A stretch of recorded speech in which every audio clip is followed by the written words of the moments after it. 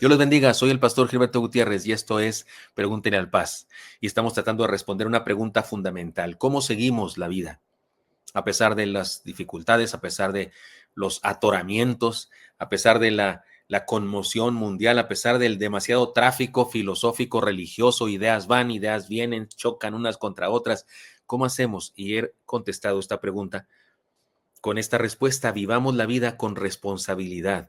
Estamos en la segunda parte. Y estamos abordando una enseñanza que el Señor Jesucristo hizo, que es una parábola muy interesante, muy curiosa, muy diferente a todas las demás parábolas que él contó. Se encuentra este pasaje precisamente en el Evangelio de Lucas, capítulo 19, versículos 11 al 27. Se los leo. Dice así la palabra del Señor, me siguen con su vista, porque el texto estará en la pantalla también. Oyendo ellos estas cosas, prosiguió Jesús y dijo una parábola, por cuanto estaba cerca de Jerusalén y ellos pensaban que el reino de los cielos se manifestaría inmediatamente. Dijo pues: un hombre noble fue a un país lejano para recibir un reino y volver, y llamando a 10 siervos suyos, les dio 10 minas y les dijo: negociad entre tanto que vengo. Pero sus conciudadanos le aborrecían y enviaron tras él una embajada, diciendo: no queremos que éste reine sobre nosotros. Aconteció que, vuelto él, después de recibir el reino, mandó llamar ante él a aquellos siervos a los cuales había dado el dinero para saber lo que había negociado cada uno. Vino el primero diciendo: Señor, tu mina ha ganado 10 minas. Él le dijo: está bien, buen siervo, por cuanto en lo poco has sido fiel, tendrás autoridad sobre 10 ciudades. Vino otro diciendo: Señor, tu mina ha producido 5 minas. Y también a este le dijo: tú también sé sobre 5 ciudades. Y vino otro diciendo: Señor, aquí está tu mina, la cual he tenido guardada en un pañuelo, porque tuve miedo de ti, y por cuanto eres hombre severo, que tomas lo que no pusiste y ciegas lo que no sembraste. Entonces él dijo: mal siervo, por tu propia boca te juzgo. ¿Sabías que yo era hombre severo, que tomo lo que no puse y que ciego lo que no sembré? ¿Y por qué pues no pusiste mi dinero en el banco, para que al volver yo hubiera recibido los con intereses? Y dijo a los que estaban presentes: quitadle la mina y dadla al que tiene las 10 minas. Ellos le dijeron: Señor, ¿tienes 10 minas? Pues yo os digo que a todo el que tiene se le dará, mas al que no tiene, aún lo que tiene se le quitará. Y también a aquellos mis enemigos que no querían que yo reinase sobre ellos, traedlos acá y decapitadlos delante de mí. ¿Qué les parece? Esta es una historia, insisto, es curiosa. Perdonen ustedes que está timbre y timbre. Alguien viene a buscarme, no sé exactamente quién será. Perdonen ustedes, tal vez es de la iglesia, no sé. Pero vamos a... Hermano René, ¿puede ayudarme con eso, por favor? ¿Puede ayudarme? Tal vez debemos poner un canto. ¿Me perdonan, hermanos? Estoy solito aquí y veo una persona, un carro, que creo que sí es de la congregación. Claro que Hermanos, sí. ponemos un canto. Sí, perdonen, hermanos, perdonen. Volvemos, pero seguimos con el culto. Perdonen esta interrupción.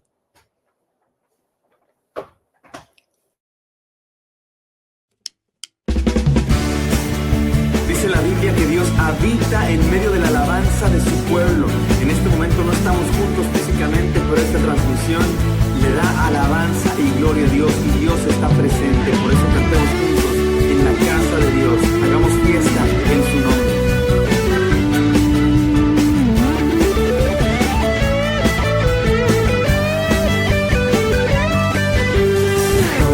Es un día en la casa de Dios, que 1000 años lejos de Él. Prefiero un rincón en la casa de Dios que todo el palacio de un rey. Todo el palacio de un rey.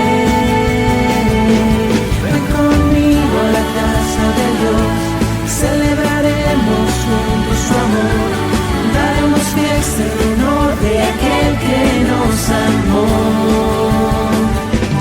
Estando aquí en la casa de Dios, alegraremos su corazón, le brindaremos ofrendas de obediencia y amor.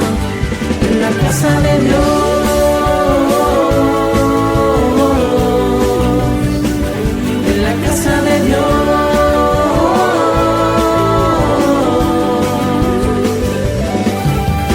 Ave mi alma, ave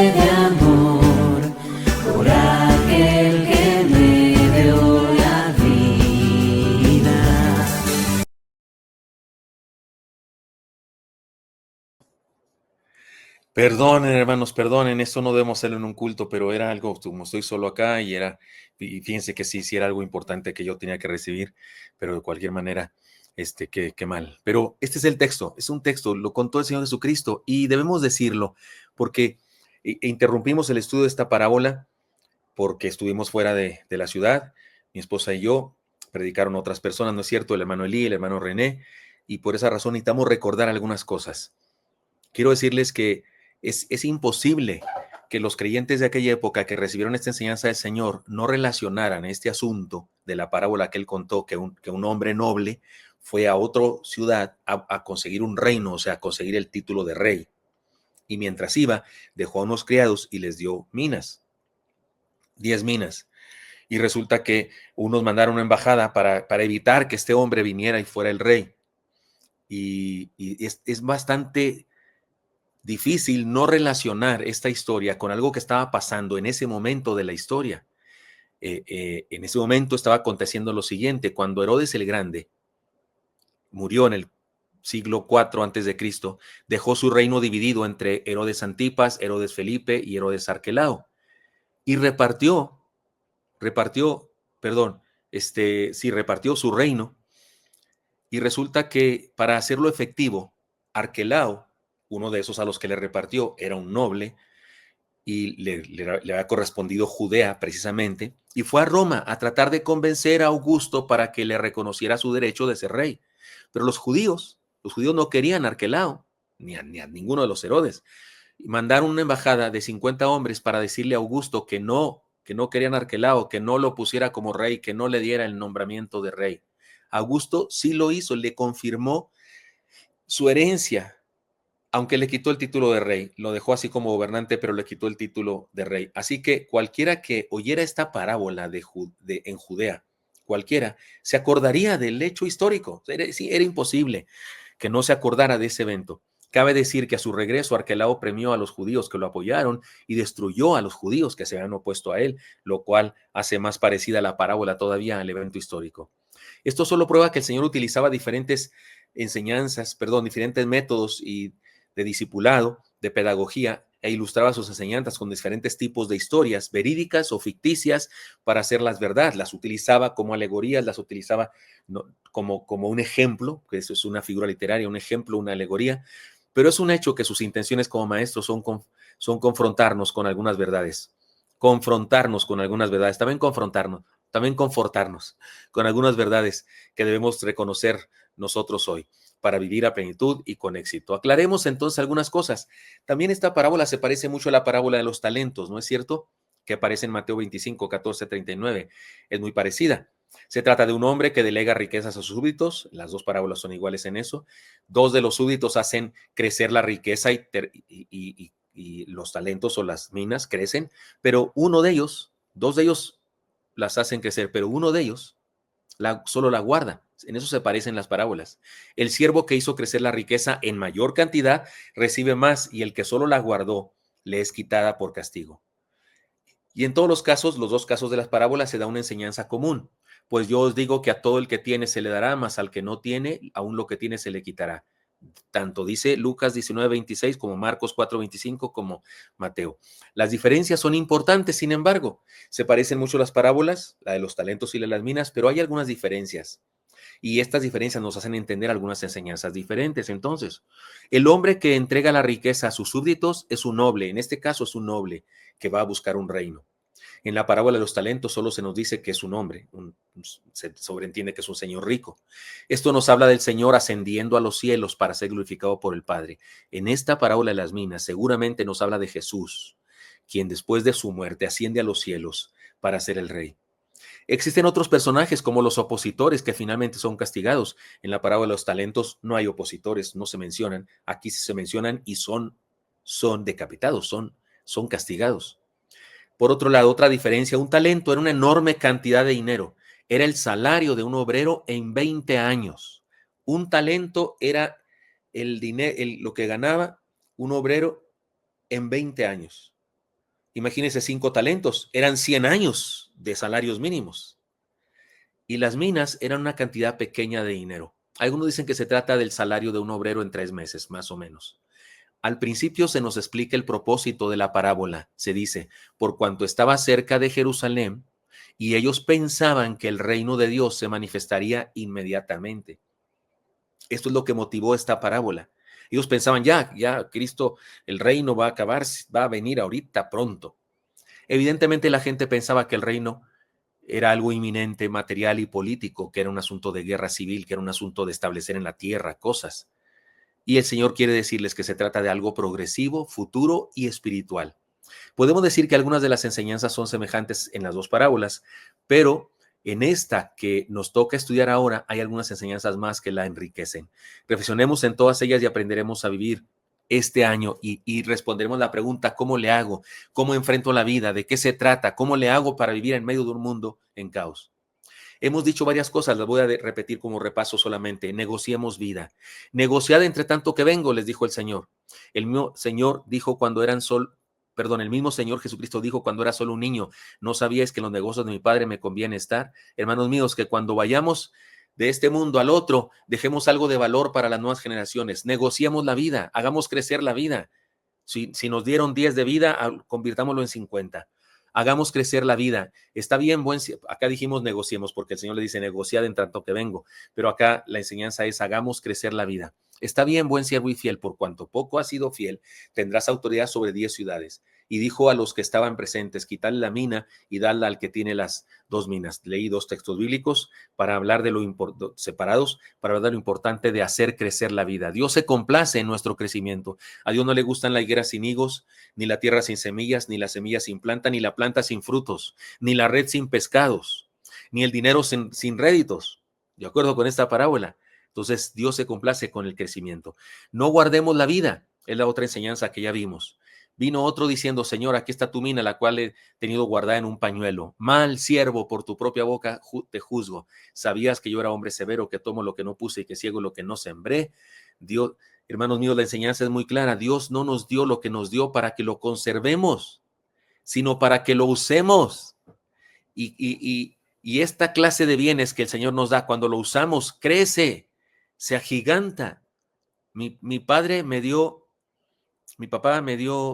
la vida física y él y mi madre me dieron en conjunto el cuerpo y me dieron pañales y tenis y camisetas y gorras y juguetes en Navidad, y ya de grande me dejaron ir al mundo, me dieron carrera, me dieron posibilidades de estudiar, pero yo he hecho crecer eso, porque ahora tengo, por supuesto, por la gracia de Dios, por supuesto, milagro de Dios, bendición de Dios, pero ha crecido la riqueza.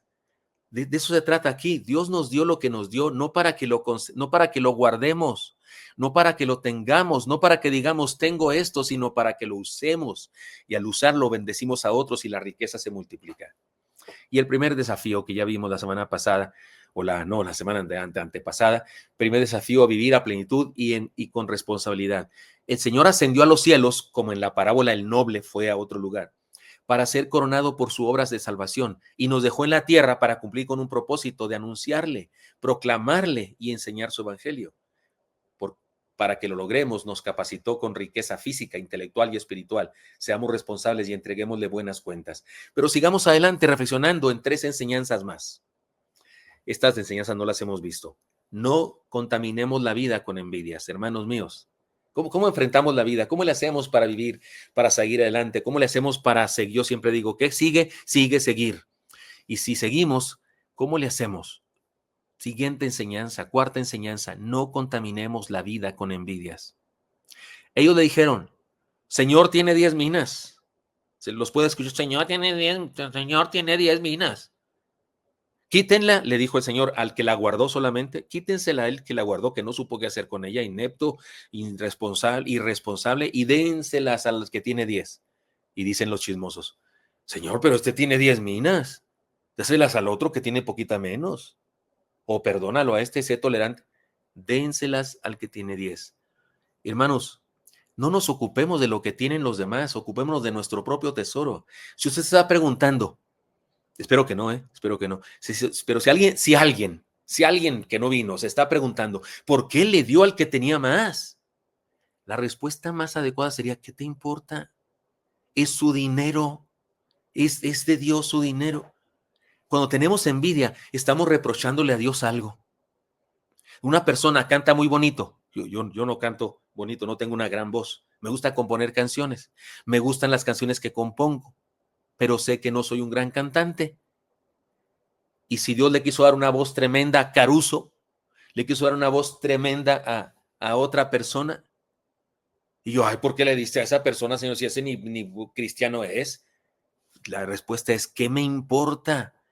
Yo me encargo de lo que Dios me dio a mí y hago uso de lo que Dios me dio a mí y hago buen uso y lo hago crecer y hago lo que Dios quiere que haga, y puede que me salga una cosa maravillosa porque Él es grande, y si me dio algo es para que surja una cosa maravillosa. No contaminemos la vida con envidias. El envidioso va reprochándole a Dios más que a las personas que envidia, va reprochándole a Dios. Así que, hermanos míos, no nos ocupemos de lo que tienen los demás. Ocupémonos de nuestro propio tesoro. Además, si otros tienen más, Dios sabe por qué. Lo más triste es que tal vez tenemos más nosotros, pero no nos hemos dado cuenta por estar de chismosos. En ocasiones eso pasa. Como dice el dicho por ahí, el pasto del vecino siempre se ve más lindo. Los frijoles en casa ajena siempre saben mejor. Por envidiosos, porque hay algo de morbo en valorar lo de otras personas. Pudiera ser que ni es cierto que esa persona tiene algo más que yo. Es probable que yo tengo más, pero no me he dado cuenta por estar observando lo de los demás. Hermanos míos, ¿cómo vamos a seguir? No contaminemos la vida con envidias. Además, no nos molestemos cuando Dios bendice a otros. Si sus ganancias son injustas, si esa persona no merecía eso, si Dios le dio eso a esa persona y no lo merecía, tarde o temprano será para mal. Y si Dios se lo dio con justicia, le dará más a pesar de nuestro malestar. ¿Usted cree que por mi envidia, porque me siento mal, que Dios le dio algo a una persona, ya debo decir, no, para que se enoje, no se enoje Gilberto, no, para que no se enoje mi hijo Gilberto, ya le voy a quitar? Dice, no, hombre, Dios es soberano, no me pide permiso a mí para bendecir a otras personas. Y de repente bendice personas que yo creo que no deben ser bendecidas. De repente Dios bendice personas que yo no bendeciría. Si yo fuera Dios, no les daban ni agua. Uno piensa, ¿verdad? Porque hay gente que te cae gorda. Pero si Dios quiere bendecirlos, Él sabe más que yo. Él ve el cuadro completo, y no solamente lo ve el cuadro completo en lo macro, lo ve completo en lo micro, porque puede entrar a su corazón y ver sus pensamientos y sabe cosas que yo no sé. No nos molestemos cuando Dios bendice a otros. Si fueran injustas sus ganancias de esos otros, al final de cuentas serán para mal. Pero si Dios los quiso bendecir por justicia, entonces ¿quién soy yo para molestarme? Gocémonos con la riqueza de otros y compartiremos esa riqueza también nosotros. Gocémonos con la riqueza de otros y compartiremos esa riqueza también nosotros.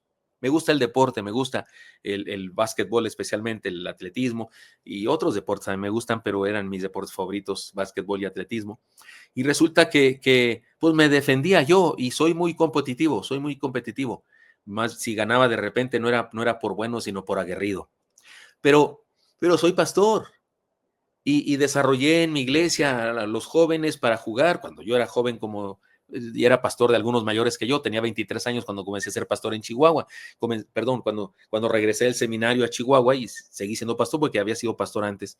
Y entonces incluso organizé una actividad que se llama La Bautistada, o Juegos Culturales y Deportivos de los Cristianos Bautistas, y había competencias de fútbol, básquetbol, voleibol, competencias de atletismo, incluso un pequeño maratón, un medio maratón o algo así, y competencias de esgrima bíblico, de preguntas encontradas y de estudiar un pasaje de la Escritura y hacer preguntas al respecto, y poesía, composición poética, declamación, composición poética, composición musical y canto, y estaba suave eso. Y bueno, yo siendo el pastor, siendo el promotor de esta actividad bautistada, pues yo tenía el interés de que los juegos fueran legales, fueran, como se dice, en paz, sin trampas, sin pleitos, etcétera, etcétera. Y entonces yo tenía la costumbre de que estamos jugando. Yo jugaba con mi equipo, era ¿cómo se dice? Era titular del equipo de básquetbol.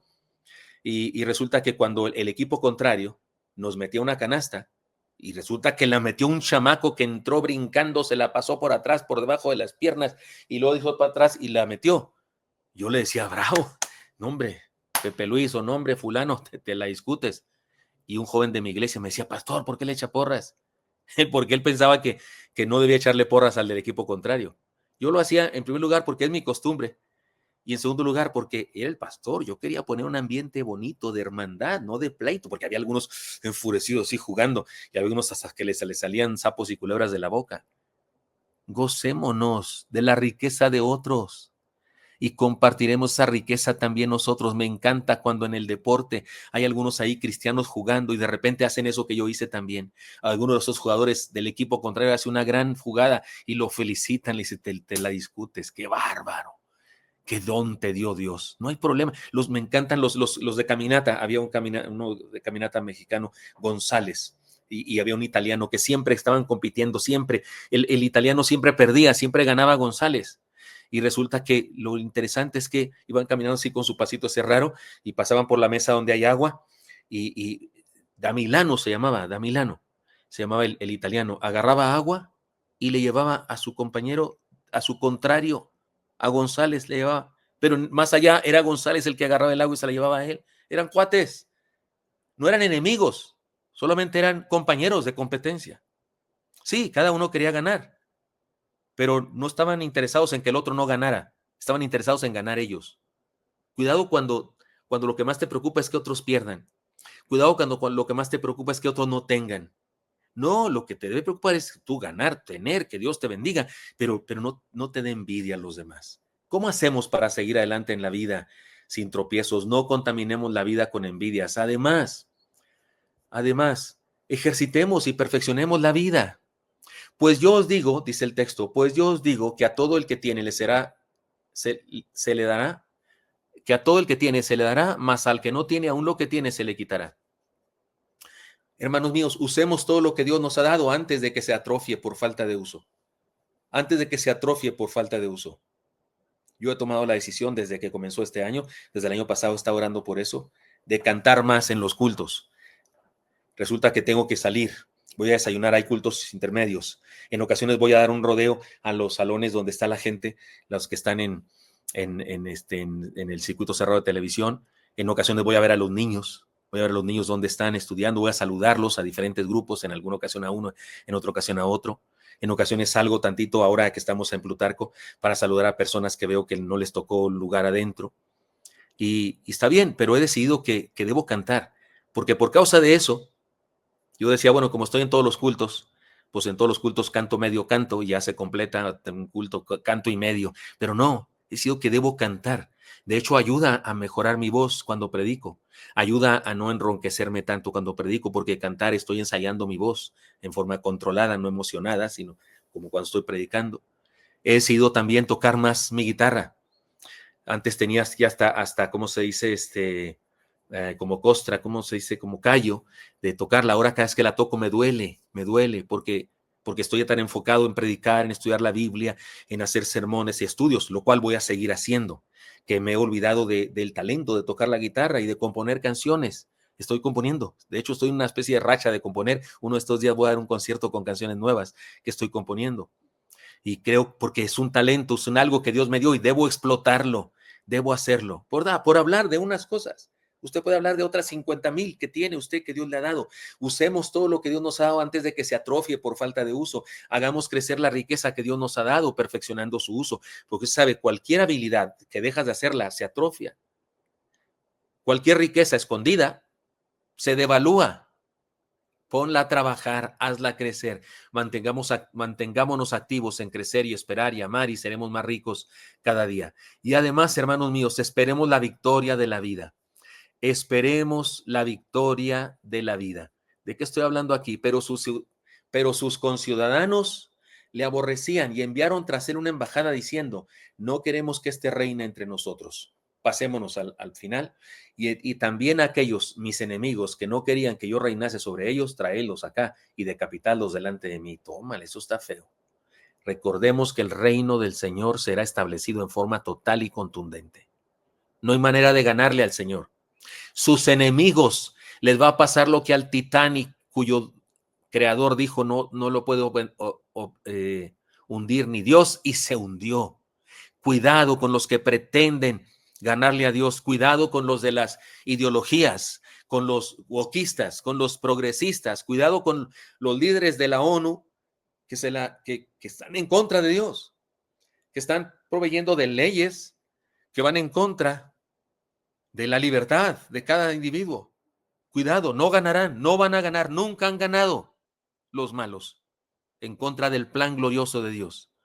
Y algunos de ellos entienden y dicen claramente, dicen que la iglesia es su enemigo. Lo reconocen. Pues la iglesia triunfará, porque ni las puertas del Hades prevalecerán contra ella. Confiemos en que el bien triunfará finalmente, aunque las evidencias actuales puedan ser distintas. Si a alguno le parece que ahora estamos perdiendo, no estamos perdiendo, estamos reorganizándonos, pero vamos a ganar. Esperemos con fe y confianza en una victoria integral de nuestra fe. Por eso tengo un segundo desafío: a vivir a plenitud y con responsabilidad. El Señor ascendió a los cielos para ser coronado por su obra de salvación y nos dejó en la tierra para cumplir con el propósito de anunciarle, proclamarle y enseñarle en su evangelio. En esto que estoy diciendo está el resumen de la parábola. Un noble fue a buscar un reino. El Señor Jesucristo fue a ser coronado como rey y nos dejó a nosotros unas minas. Nos dejó a nosotros, minas se refiere a una cantidad de dinero, no una mina de se excava para sacar tesoros. Nos dejó una cantidad de dinero para que lo trabajemos, para que lo honremos a Él, haciendo crecer ese bien. Es su evangelio lo que nos dejó. Es su mensaje de fe, es su esperanza, es su amor que nos dejó. Es la vida cristiana que nos dejó para hacerla crecer, para compartirle a otros. Si somos 100 en la iglesia, que seamos 1000. Si somos 1000, que seamos 10,000. Si hemos alcanzado 10 etnias de nuestro país, si fuera el país, pues que alcancemos a 100. Ocupémonos de lo que nos ha dado sin envidias, usémoslo para ejercitarlo y hacerlo crecer, vivamos esperando siempre la victoria de la fe. El Señor nos capacitó con riqueza física, intelectual y espiritual. Seamos responsables y entreguemos buenas cuentas a nuestro Señor. Padre Santo, te pido que nos bendigas y que así sea entre nosotros, que te rindamos buenas cuentas. Te lo pido en Cristo Jesús. Amén.